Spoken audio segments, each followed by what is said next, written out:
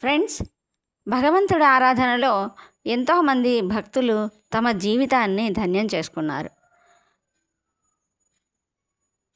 అన్నమయ్య, త్యాగయ్య, పురందరదాసు ఎన్నో కీర్తనలు రచించి స్వామి అనుగ్రహాన్ని పొందారు. మరి అలాగే ఎంతోమంది భక్తులు మనం పూర్వం నుంచి చూస్తూనే ఉన్నాం. అలాగే చారుమతీదేవి కథ కూడా,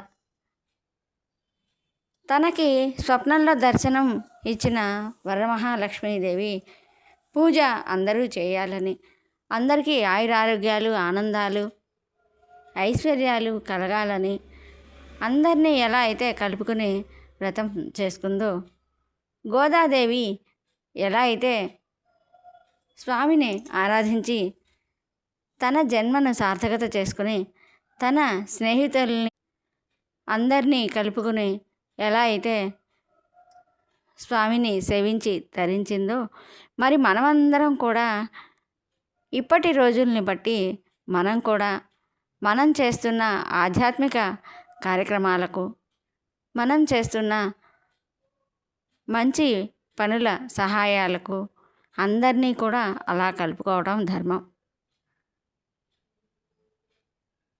మరి ఇప్పుడు చేస్తున్న ఆధ్యాత్మిక కార్యక్రమాలు ఏంటంటే, గుడిలో సేవ చేయటం మనం చూస్తున్నాం. ఎందరో సేవా కార్యక్రమాలకు హాజరవుతున్నారు గ్రూపులుగా.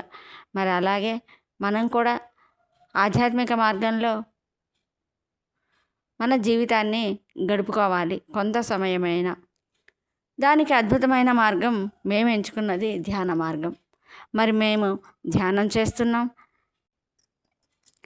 అందరికీ ధ్యానం విషయం అర్థమయ్యేలా ధ్యానం క్లాసులు నిర్వహిస్తూ మనకి ఉన్న సమయాన్ని తోటివారితో గడపాలని